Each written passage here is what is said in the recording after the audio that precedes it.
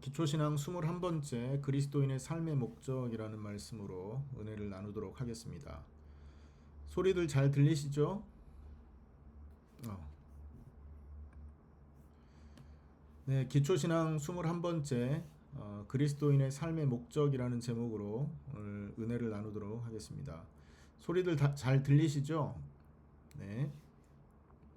지난주에 그리스도 안에서 하나님이 주신 영적인 축복에 대한 얘기를 우리가 나눴습니다. 하나님이 주신 언약입니다. 보이지 않는 세계이지만 사실은 그게 더 중요한 것이죠. 보이지 않기 때문에 하나님이 가려놓으신 겁니다. 그래서 우리가 보이지 않는 세계에 대해서 관심을 갖고 기도로 그 보이지 않는 영적인 축복을 누리게 된다면 기도하는 그 시간이 하나님이 일하는 시간임을 체험하게 될 것입니다. 그리스도를 주시고 그리스도 안에서 이런 엄청난 은혜를 주셨다면 이제 우리가 오늘부터 그럼 어떻게 살아가야 되느냐라는 부분에 또 중요한 의문이 생길 수 있습니다. 왜냐하면요, 다 주셨거든요. 그리스도 안에서. 과거 문제 끝났죠. 현재 문제 끝났죠. 미래 문제 끝났죠. 또 현재 하나님이 기도할 때마다 영적인 은혜를 주시죠. 하늘 군대를 심부름하게 하고 또 예수 이름으로 사단이 꺾일 수밖에 없는 그런 은혜를 다 주셨단 말이에요. 그럼 사실은 우리가 단순하게 생각해 보면 죽어도 여한이 없는 겁니다.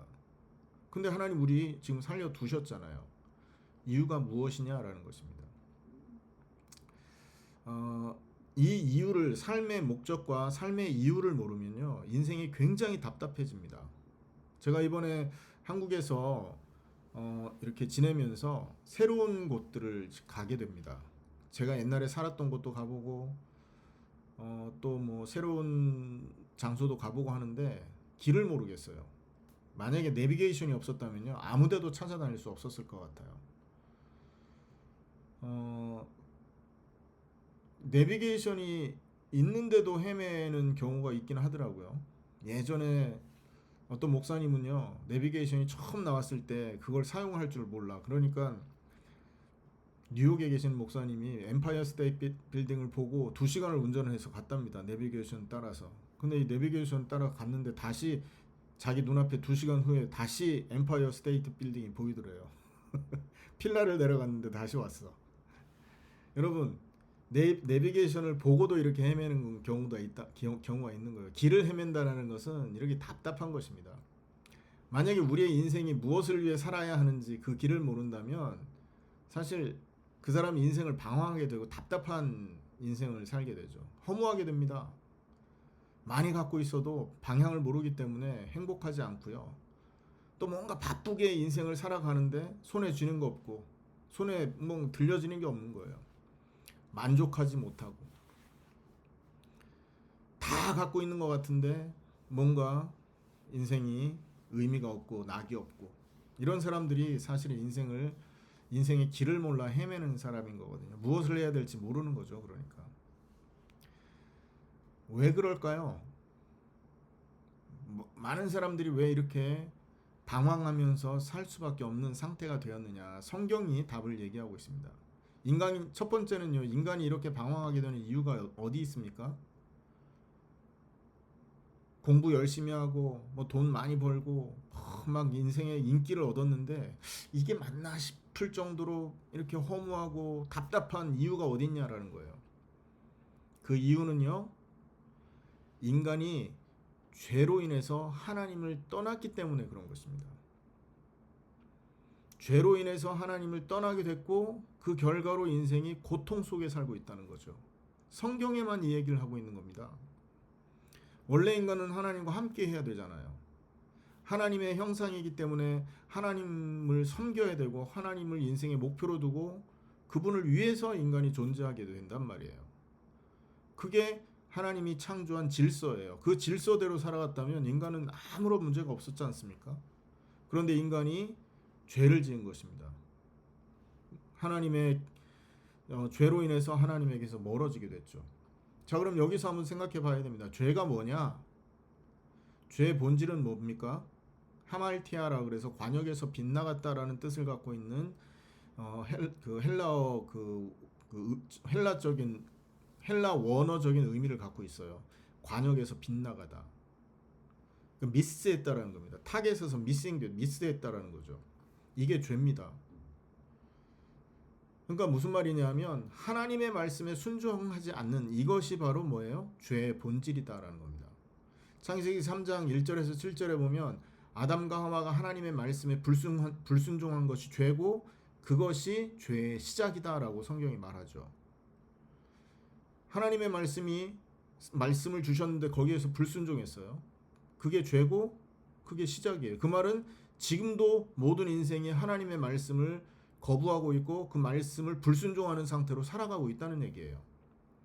단순히 창세기에 나오는 사건이 아니라 지금 우리의 삶 속에 하나님의 그 사건이 우리의 삶 속에 그대로 적용되고 있고 나타나고 있다라는 걸 말하고 있는 겁니다. 그래서 시편 50편 22절에 보면 죄로 말미암아서 인간이 하나님과 단절되어서 하나님을 잊어버리는 상태가 되었다라는 겁니다. 하나님과 단절되고 하나님과의 사이가 멀어지게 되니까 하나님의 말씀을 잊어버리게 되고 하나님 자체를 잊어버린 거예요. 그리고 하나님의 명령과 말씀을 모르게 된 겁니다. 여러분 호세아 4장 6절 말씀 한번 찾아보시기 바랍니다. 호세아서 4장 6절 다니엘서 다음에 나옵니다. 호세아 4장 6절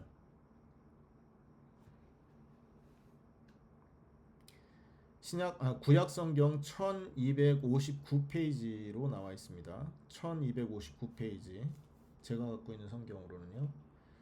호세아 4장 6절 같이 읽습니다. 시작. 내 백성이 지식이 없으므로 망하는도다.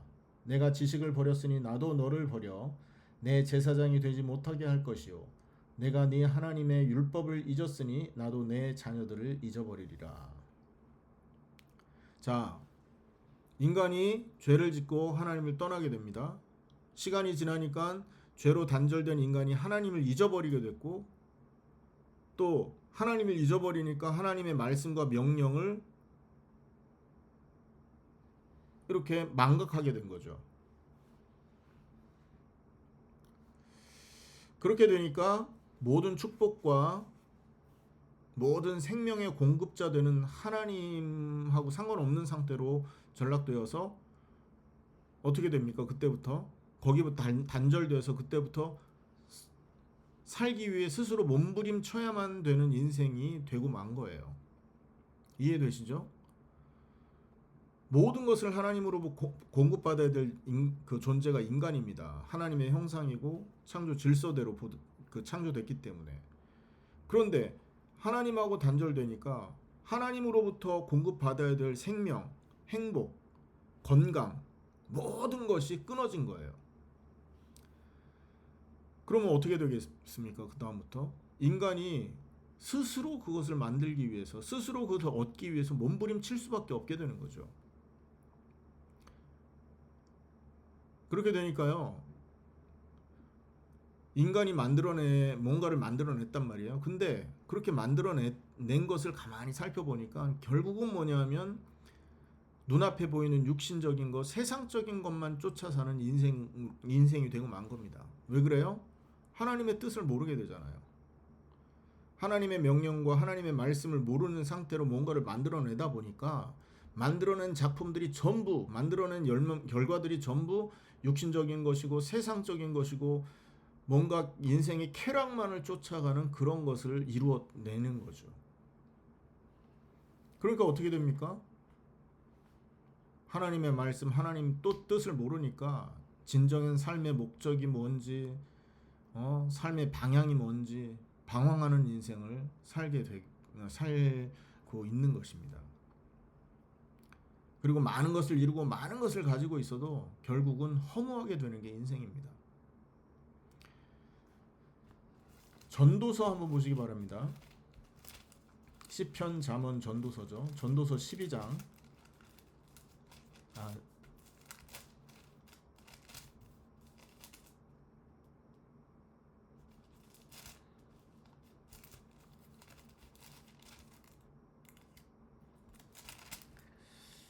자, 전도서 2장입니다. 2장 1절. 전도서 2장 1절을 한번 읽어보세요. 같이 읽습니다. 시작. 나는 내 마음에 이르기를 자 내가 시험 삼아 너를 즐겁게 하리니 너는 낙을 누리라 하였으나 보라 이것도 헛되도다. 내가 웃음에 관하여 말하여 이르기를 그것은 미친 짓이라 하였고 희락에 대하여 이르기를 이것이 무슨 소용이 있는가 하였노라. 11절까지 보면요. 인생이 이 땅에서 행하는 모든 것이 헛되다라는 걸 얘기하는 거예요. 많은 것을 이루었고 많은 것을 가지고 있는데 결국은 허무하게 되고 결국은 헛된 것을 쫓은 그런 결과를 낳게 된다라는 거죠. 그래서 사실 인간이 있지 않습니까?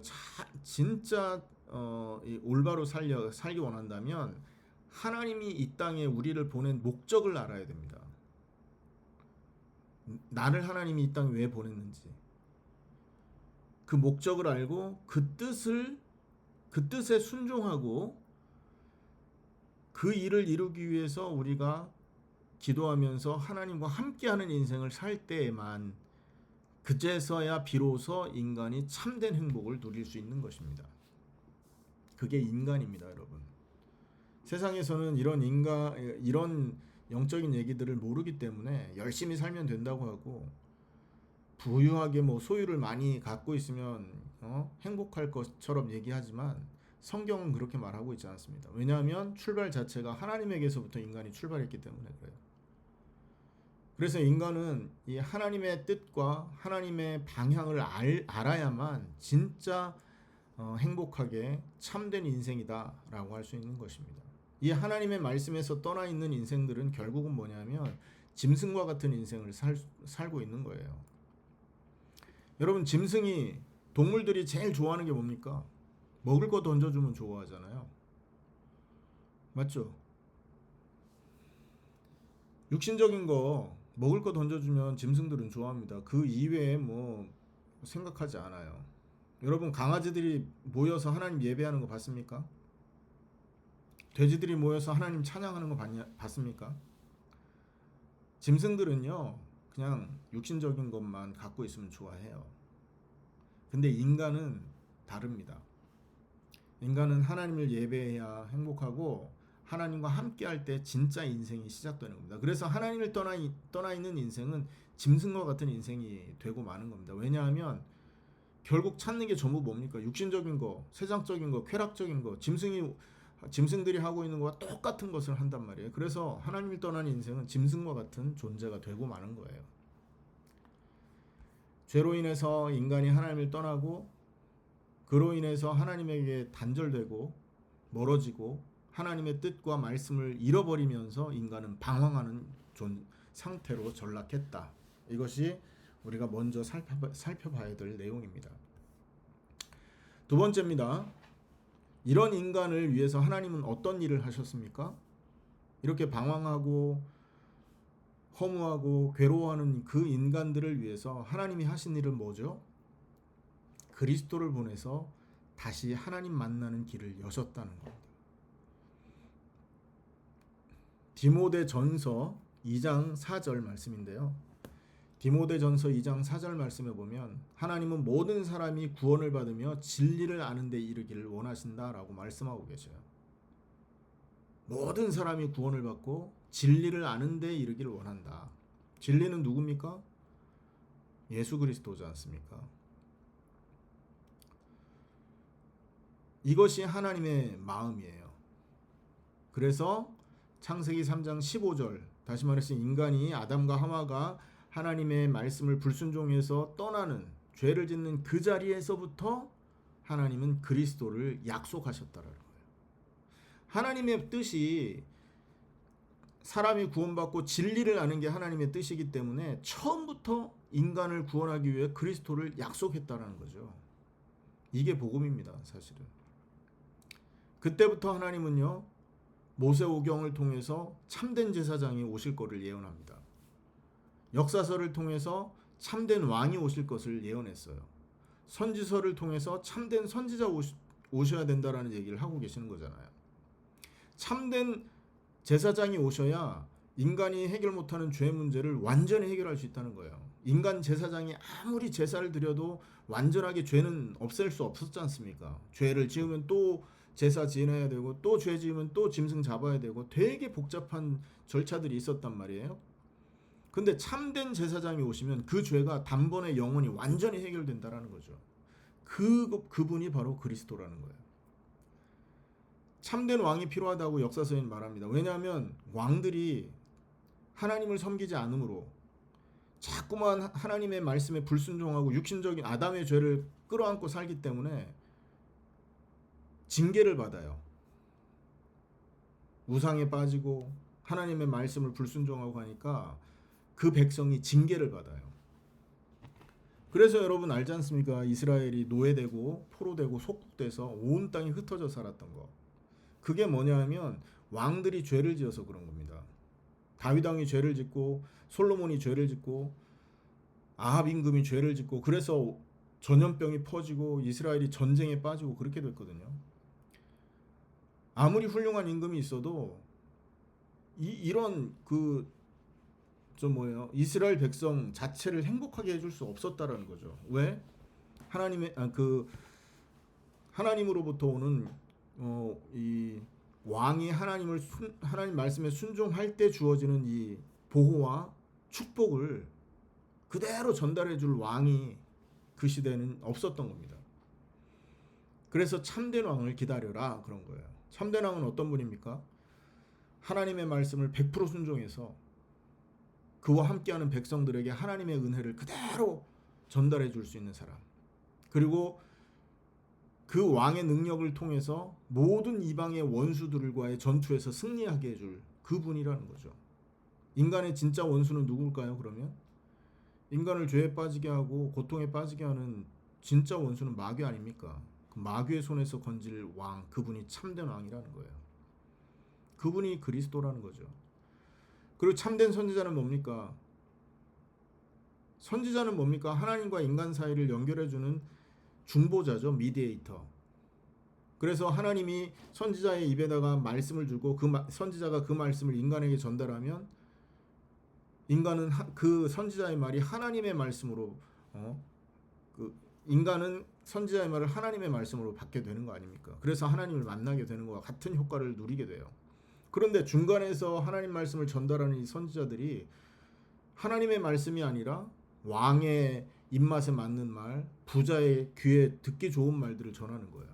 거짓 선지자죠. 그래서 하나님을 만날 수 없게 되는 겁니다. 그런데 참된 선지자는 어떤 일을 합니까? 말씀이 육신을 입고 오시는 그분을 참된 선지자라 하고, 말씀이 육신을 입을 정도가 아니라 하나님 만나는 길을 열어서 더 이상 다른 선지자 필요 없이 하나님과 직접 교통할 수 있는 길을 열어주시는 분이 참된 선지자라 하는 것입니다. 구약에서는 이 새 직분을 완성할 한 분을 예언했는데 그분을 그리스도라고 말하지 않습니까? 왜 그렇습니까? 제사장, 왕, 선지자에게 기름을 붓는데 기름 부었던 이 직분을 한 단어로 그리스도라고 해요. 기름 부음을 받은 자라고 말하기 때문에 그렇죠. 예언대로 그리스도가 이 땅에 오신 것입니다. 구약에서는 이 그리스도의 그 증거들이 여러 예언을 통해서 나타났습니다. 300여 가지의 예언이 있지 않습니까? 그리스도는 다윗의 후손으로 이 땅에 오실 것이고 동정녀의 몸에 탄생할 것이고 또 죄 없이 모든 인류의 죄를 대속하기 위해서 십자가에 죽어야 되고 죽기 전에 죽은 이후에 부자의 묘실에 갇힐 것이고 죽기 전에 병정들에게 그 옷이 찢어질 것이고 그리고 죽은 이후에 부활할 것이고 등등 해서 있잖아요. 구약에 이 300여 가지의 예언이 그리스도를 나타내는 예언이 있습니다. 그런데 그 모든 예언을 완성하신 분이 딱 이 땅에 오셨는데 그분이 누구라고요? 예수라는 거죠. 약속대로 그리스도가 오셨습니다. 그 그리스도는 누구시라고요? 바로 예수 그리스도이십니다. 고린도전서 15장 3절에서 4절 말씀에 보면 성경대로 그리스도께서 오셨고 성경대로 죽으시고 부활하셨다라고 말합니다. 그래서 누구든지 예수를 그리스도로 믿으면 구원받은 하나님의 자녀가 된다. 성경이 약속하고 계시는 거죠. 요한복음 1장 12절에 영접하는 자, 곧 그 이름을 믿는 자는 하나님의 자녀 되는 권세 주셨다라고 말씀하고 있지 않습니까? 그리고 이렇게 그리스도를 예수를 그리스도로 믿고 그분을 나의 구주로 영접할 때 그 사람은 하나님의 자녀가 되고 성령이 함께하면서 영원히 하나님과 동행하는 축복을 얻게 되는 것입니다. 자, 그러면 영접한다라는 것은 뭘 말합니까? 받아들인다라는 뜻인데요. 뭘 받아들인다라는 뜻이에요? 예수님의 죽음이 내 죽음이다라는 걸 받아들이는 걸 영접이라 하는 겁니다. 예수님의 부활이 나의 부활이다라는 걸 받아들이는 것을 영접이라 하는 겁니다. 그 영접이 진짜 내 인생 속에 나타날 때 우리는 모든 죄에서 해방받고 성령이 함께하며 하나님이 동행하는 하나님의 자녀의 삶을 선물 받게 되는 것이죠. 그래서 영접을 통해서 하나님의 자녀가 됐을 때 인간을 구원받았다라고 말하는 겁니다. 그리고 이 구원이라는 것은 하나님의 형상을 회복한 것이다 라고도 말할 수 있는 거예요. 왜 그렇습니까? 하나님이 함께하는 상태가 됐기 때문에 그렇습니다. 하나님의 형상을 회복했기 때문에 하나님이 함께하게 되고, 하나님이 함께한다라는 것은 모든 문제에서 해방됐다라는 걸 의미하기도 해요. 왜 그렇습니까? 하나님이 생명의 근원자잖아요. 하나님이 모든 필요를 공급하신다고 약속하셨지 않습니까? 맞지 않습니까? 그죠? 그래서 그 모든 필요의 원천 되시고 모든 생명의 근원 되시는 하나님과 함께하기 때문에 더 이상 인간은 아무것도 문제되지 않는 그런 상태에 머물게 되는 것이죠. 그게 구원입니다. 따라서 구원받은 자는 더 이상 생존하기 위해서 자기의 삶에 얽매여 살지 않습니다. 구원받은 자는 육신적인 것을 위해서 살지 않을 뿐만 아니라 하나님의 뜻을 위해서 살기 시작한다는 거예요. 왜 그렇습니까? 갈라디아 2장 20절 때문에 그래요. 내가 그리스도와 함께 십자가에 못 박혀 죽었기 때문에 이제는 그리스도가 내 안에 살기 때문에 나는 내 인생은 이제는 죽어 없어진 것이고 그리스도가 내 인생을 대신 살아주시는 그런 엄청난 은혜의 상태로 바뀌어버린 것이죠. 그게 하나님의 자녀라고 할 수 있는 겁니다.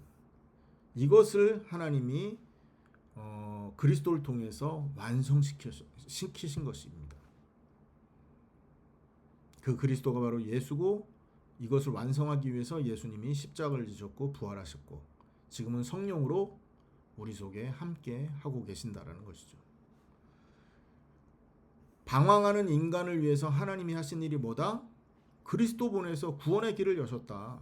아멘.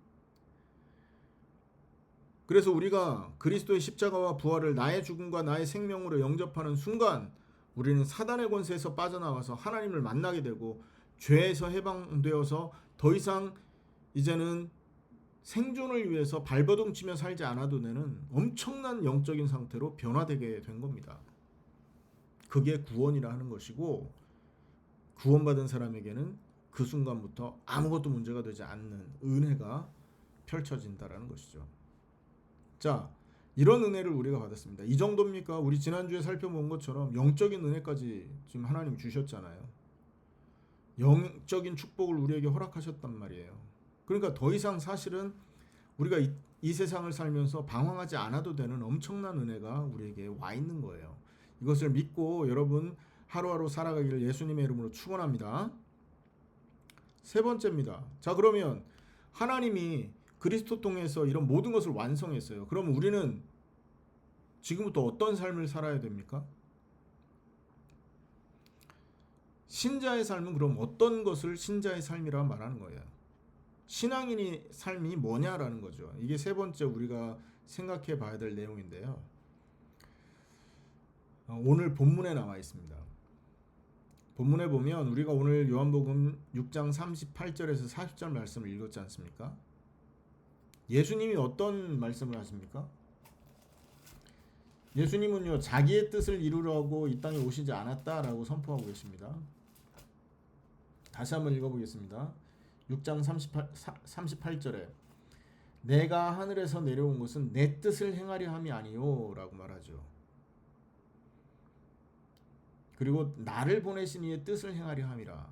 여기서 우리가 신자의 삶의 목표를 볼 수 있는 것입니다.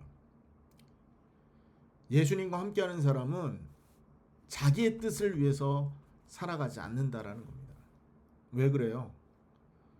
나는 죽었고 예수님이 내 안에 들어와 있지 않습니까? 그럼 예수님이 내 인생을 예수님의 뜻대로 살아가 주실 거 아니에요. 그럼 예수님은 내 인생을 어떻게 끌고 갈까요? 하나님의 뜻을 이루는 쪽으로 끌고 갈 수밖에 없다라는 거죠. 왜요? 예수님이 이 땅에 오신 이유가 하나님의 뜻을 이루기 위해서 오셨기 때문입니다. 자, 그러면 예수님이 말씀하신 하나님의 뜻은 뭡니까? 바로 그리스도를 보고 그를 믿는 자마다 영생을 얻는 것이 하나님의 뜻이다라고 말하고 있죠. 39절 나를 보내신 이의 뜻은 내게 주신 자 중에 내가 하나도 잃어버리지 아니하고 마지막 날에 다시 살리는 이것이다. 내 아버지의 뜻은 아들을 보고 믿는 자마다 영생을 얻는 이것이니 마지막 날에 내가 이를 다시 살리리라. 영생 얻은 자는 예수님이 재림하시는 순간 다 살아나게 됩니다. 예수님이 재림하시기 전에 죽은 사람들은 그 영이 하늘나라에서 하나님과 함께 하다가 예수님 재림하시는 날 새로운 모습으로 변화가 되는 것이죠. 영원한 모습으로 바뀌어지는 것입니다. 우리는 이것을 바라보며 사는 거죠. 자, 그러면 하나님의 뜻이 뭐라고요? 예수 그리스도를 보고 믿는 자마다 영생을 얻게 하는 거고, 그리고 마지막 날에 다시 살려내는 그것이 하나님의 뜻이라는 거예요. 얼마나 놀랍습니까? 내 안에 예수님이 계신다면 나를 이런 하나님의 뜻을 이루는 사람으로 바꿔 가실 거라는 거예요. 그리고 39절에 말씀하고 계시죠. 하나님의 뜻이 또 있어요. 그리스도 통해서 택하신 자를 다 구원해내는 게 하나님의 뜻이라는 겁니다. 잃어버리지 않고 다 구원해낸다. 이것은요, 인류 70억을 다 구원한다라는 뜻이 아닙니다. 70억 인구 가운데 하나님이 예비한 사람들이 있어요. 영생 얻기로 작정되어 있는 자가 있다는 거죠. 그게 누군지 모릅니다. 그걸 찾아내는 방법은 그게 하나님만 알아요. 영생 얻기로 작정된 자가 누군지는 하나님만 알아요. 근데 찾아낼 수 있는 방법이 있습니다. 이 사람이 영생 얻기로 작정됐는지 안 됐는지를 찾아내는 방법. 그게 뭘까요? 기도할까요? 성경책을 이렇게 머리에다 갖다 대봐? 그러면 막 이렇게 구원 얻을 사람인지 막 분별이 될까요? 분별하는 방법 딱 한 가지, 전달해 보면 됩니다. 예수 그리스도의 십자가와 부활을 얘기해 보면 명확하게 알 수 있어요. 그것을 받아들이는 사람은 예비된 자, 받아들이지 않는 자는 예비 안 된 자. 지금은 예비 안 됐다라는 거예요. 시간이 지나서 그 사람이 받을 수 있겠지. 하지만 내가 지금 복음을 전하는 이 시간에는 그 사람이 구원 얻기로 작정되어 있지는 아닌 것을 알 수 있는 거죠. 이 모든 사람을 구원해내는 걸 말하는 거예요. 그래서 하나님이 작정한 사람이 다 구원받으면 어떻게 됩니까? 예수님이 재림하는 겁니다. 예수님 재림할 때 구원받은 자는 천국에, 구원 못 받은 자는 지옥에 던져지게 됩니다. 심판을 받게 되는 거죠. 그래서 지금도 하나님은 이 구원의 사역을 위해서 성령으로 일하고 계시고 마지막 심판 날까지 택하신 자를 구원하기 위해서 지금도 일하고 계시는 겁니다. 아멘입니까? 그러면 구원받은 하나님의 백성들은 무슨 일을 할까요? 구원받은 하나님의 백성들은 이 일을 수행하기 위한 도구로 사용되는 겁니다. 다시 말하면 하나님의 자녀들을 통해서 하나님이 그 사람들을 찾아내는 일을 하신다라는 거죠. 이해되십니까? 전도라는 미련한 것을 가지고 하나님이 사람 구원하는 걸 기쁘게 여겼다라고 고린도전서에 말하고 있어요. 그러면 이 구원하는 이 사역은 신자들을 통해서 한다라는 거죠. 절에 있는 저 중들을 가지고 하는 게 아닙니다. 저 무슬림들을 가지고 그 일을 하는 게 아니라 예수를 믿는 하나님의 자녀들을 통해서 구원 얻을 자들을 찾아내는 일을 하나님이 하신다는 겁니다. 이게 하나님의 방법이에요. 사람을 통해서 구원받은 자를 찾아낸다는 것이죠. 그래서 진짜 신도는요, 진짜 성도는 이 구원 사역을 감당하기 위해서 모든 어려움을 다 감수하게 되어 있습니다. 여러분 고린도후서 6장을 한번 보시기 바랍니다. 사도 바울이 어떤 삶을 살았는지. 고린도후서 6장 3절에서 10절. 고린도후서 6장 3절에서 10절.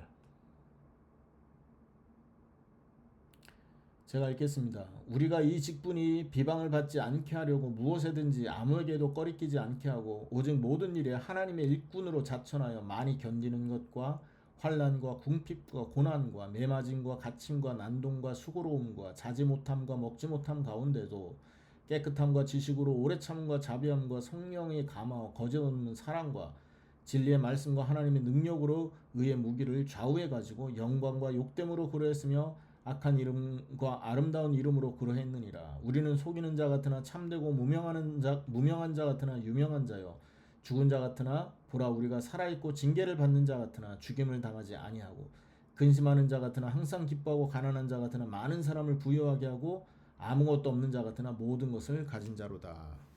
아멘입니까? 사도 바울은요, 이 구원 사역을 위해서 어떤 어려움도 다 감당한 겁니다. 이게 참된 신앙인이에요. 진짜 십자가와 함께 죽고 부활에 동참한 사람은 예수님이 그 인생을 대신 살아가시잖아요. 내가 없는 상태입니다. 그렇기 때문에 예수님이 하나님의 사역을 위해서 나를 사용할 때 나를 기꺼이 내어드리는 거예요. 사도행전 20장 24절에는요. 이 은혜의 복음을 증거하는 일에는 내 생명을 조금도 귀한 것으로 여기지 않는다라고 말하고 있는 겁니다. 그래서 우리는 깨달아야 됩니다. 하나님은 나를 사용하셔서 하나님의 뜻을 이루기 원한다. 나의 인생의 목표는 예수님이 그랬던 것처럼 하나님의 뜻을 이루는 것이 내 인생의 목표다. 이게 하나님 말씀이잖아요. 이게 다 맞춰지는 날 이 지구는 멸망하고 예수님이 재림하는 거예요. 그때 우리는 천국에서 예수님과 영원한 혼인잔치를 벌이고 영원한 천국 삶이 시작되게 되는 거죠. 그것을 소망하면서 이 땅을 살아가는 것이 참된 신자들이다라는 겁니다. 자, 결론입니다. 그렇다면 우리의 가장 시급한 기도 제목이 어떤 기도 제목이 되어야 될까요? 우리가 시급하게 기도를 해야 될 게 있다. 만약에 시급한 기도 제목이 있다고 한다면 어떤 제목이 시급한 제목이어야 할까요? Urgent Prayer Topic이라고 할 수 있는데 뭘까요?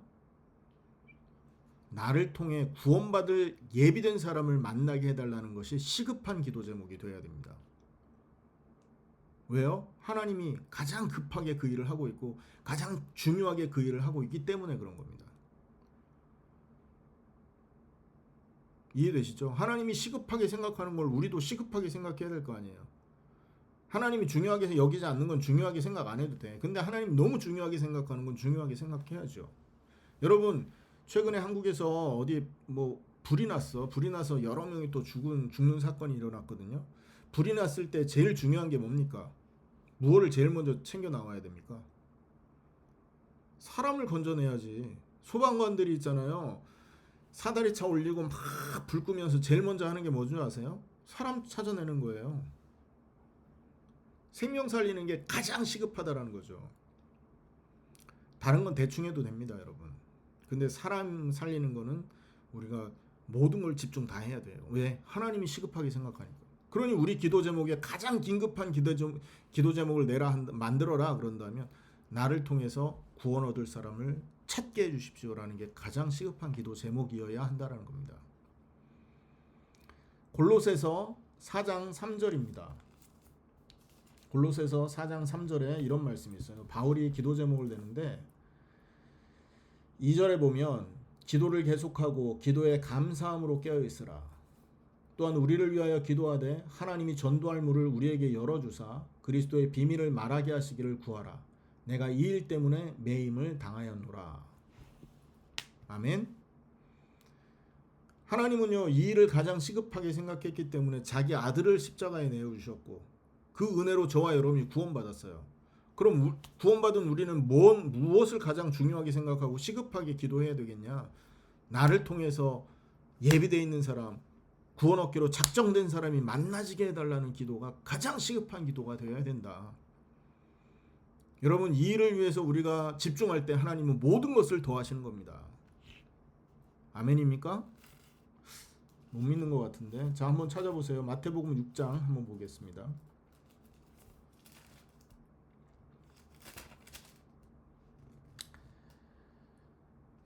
마태복음 6장 33절 32절부터 한번 읽어보겠습니다. 마태복음 6장 32절 33절 시작.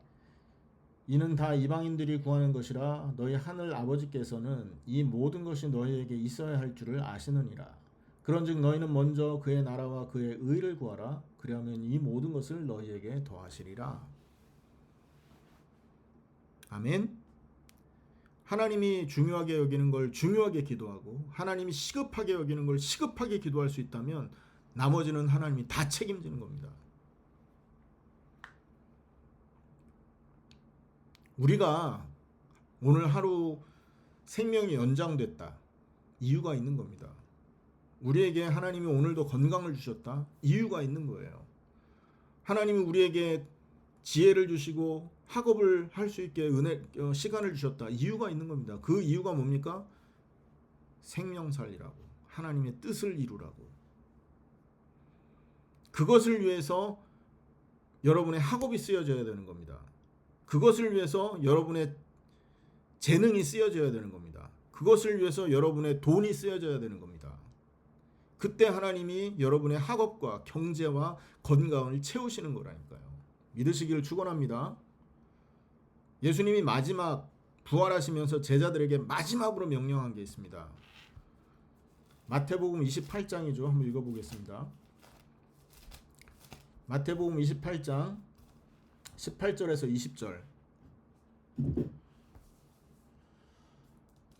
같이 읽습니다. 시작. 예수께서 나와 말씀하여 이르시되 하늘과 땅의 모든 권세를 내게 주셨으니 그러므로 너희는 가서 모든 민족을 제자로 삼아 아버지와 아들과 성령의 이름으로 세례를 베풀고 내가 너희에게 분부한 모든 것을 가르쳐 지키게 하라. 볼지어다 내가 세상 끝날까지 너희와 항상 함께 있으리라 하시니라. 마지막에 내가 너희와 항상 함께 있으리라 약속하셨잖아요.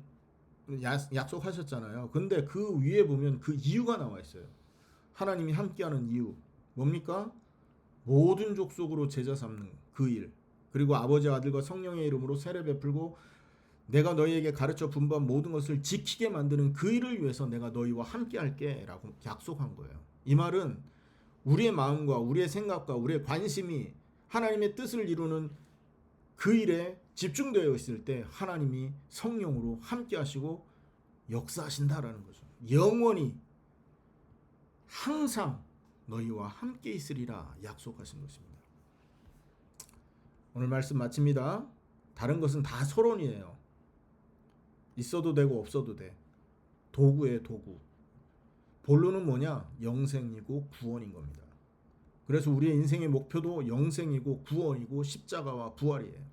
왜 그래요? 이게 하나님의 뜻이기 때문에 그래요. 우리의 삶이, 우리의 생각이 하나님의 뜻과 반대된다면 다 양보해도 돼요.